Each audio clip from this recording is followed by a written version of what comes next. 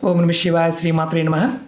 మిత్రులకి శ్రేయభిలాషులకి అలాగే నన్ను ఇంతగా ఆదరిస్తున్న యూట్యూబ్ ప్రేక్షకులందరికీ కూడా పేరు పేరు ధన్యవాదాలు. మిత్రులారా, మీ అందరికీ పరాదేవత ఎల్లవేళలా మీతో ఉండి మీ మనోవాంఛ నెరవేర్చాలని మనస్ఫూర్తిగా కోరుకుంటున్నాను. ఈరోజు మనం చిటికెడు పసుపుతో అద్భుతమైన ఉపాయం తెలుసుకుందాం. ఎవరి జాతకంలో అయితే గురువు బలహీనంగా ఉన్నాడో వారి జాతకరీత్యా వారికి ఏ పని చేసినా కలిసి రాదు. అలాగే ధన సంపాదన పాయింట్ ఆఫ్ వ్యూ ఇబ్బందులు వస్తాయి. కుటుంబపరంగా భార్య, భర్త, పిల్లలు ఎప్పుడు గొడవపడుతూనే ఉంటారు. ముఖ్యంగా మీ సంపాదన విషయంలో అవుతుంది అనుకున్న పని కూడా ఆగిపోతూ ఉంటుంది. అలా జరుగుతుంది అంటే మీ జాతకంలో గురుబలం తక్కువ ఉందని అర్థం. గురుబలాన్ని పెంచుకోవడానికి అలాగే కార్తీక మాసంలో ఈ గురువారం మనం ఈ పసుపుతో ఈ చిన్న చిన్న ఉపాయాలు చేయడం వల్ల మన జీవితంలో ఎదుర్కొంటున్న కష్టాలు, నష్టాలు, సమస్యలు, ఆర్థిక సమస్యలు, మానసిక సమస్యలు వీటన్నిటి నుండి బయటపడవచ్చు. ఎలా చేయాలి, ఏ విధంగా చేయాలి చెప్తాను.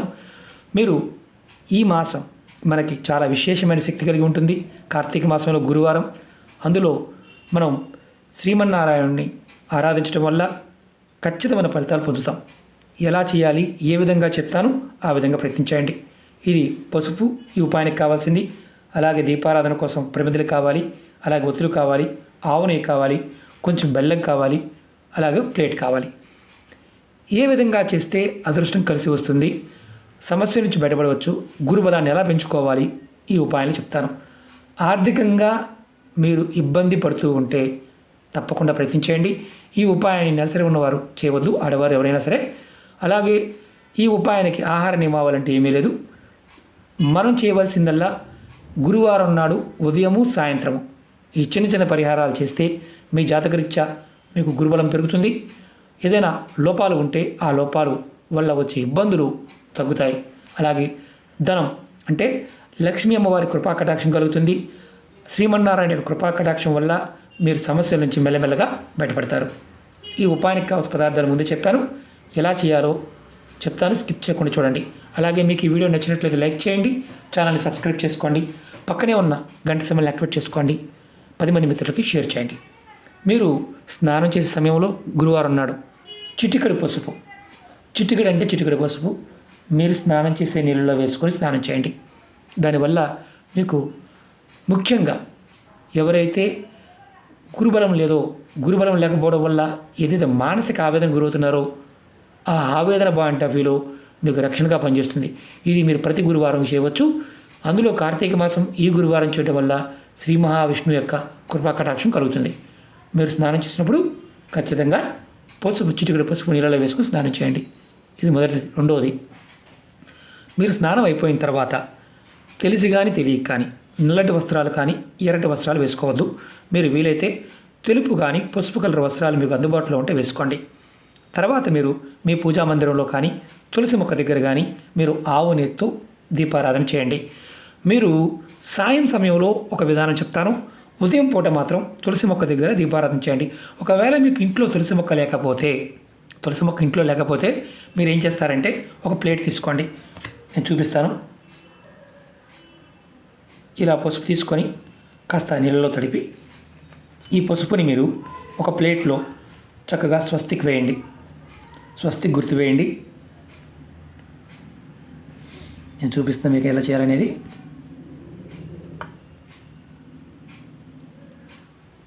ఇలా స్వస్తిక్ వేయండి.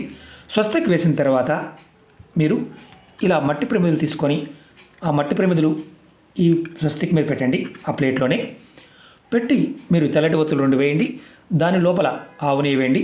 ఆవు నెయ్యి వేసిన తర్వాత దానిలో చిటికెడు పసుపు వేయండి. వేసి మీరు శ్రీమన్నారాయణ అంటే మీరు మనసులో ఏదైతే కోరిక ఉందో లక్ష్మీపరమైన అంటే ధనానికి సంబంధించి, మనసుకు సంబంధించి ఏదైతే కోరికలు ఉన్నాయో ఆ కోరికలను నివేదన చేసి దీపారాధన చేయండి. స్వామివారి ముందు బెల్లాన్ని నైవేద్యంగా పెట్టండి. అలాగే వీలైతే అరటిపళ్ళు నైవేద్యంగా పెట్టండి. అరటిపళ్ళు, పసుపు కలర్ అరటిపళ్ళు నైవేద్యంగా పెట్టండి. మీరు తర్వాత మీరు స్వామివారి నామాన్ని ఓం నమో భగవతే వాసుదేవాయ, ఓం నమో భగవతే వాసుదేవాయ అనే మంత్రాన్ని మీరు 108 సార్లు మనసులో అనుకోండి. తర్వాత అమ్మవారి నామాన్ని అంటే లక్ష్మీ అమ్మవారి నామాన్ని కానీ అష్టోత్తరాన్ని కానీ శతనామావళి కానీ ఏకనామమైనా సరే అంటే ఓం మహాలక్ష్మి నమః అని కూడా మీరు 108 సార్లు అనుకోండి.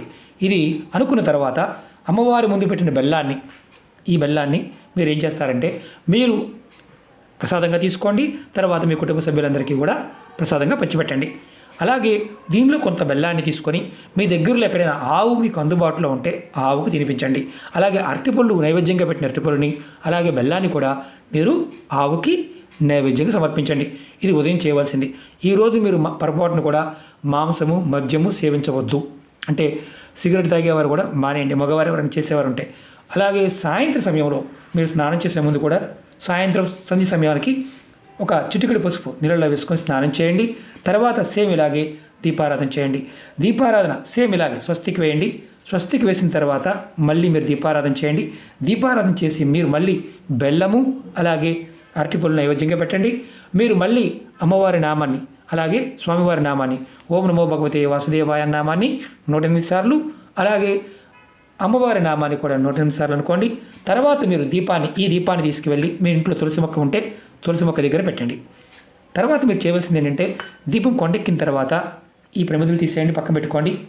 తర్వాత ఏదైతే ఈ ప్రమిదలు మనం స్వస్తికి వేసాం కదా దానిలో కొద్దిగా నీరు పోయండి. ఇలా కొద్దిగా నీరు పోసి ఈ నీటిని మళ్ళీ స్వస్తిక్ని మొదలు క్లీన్గా కలపండి.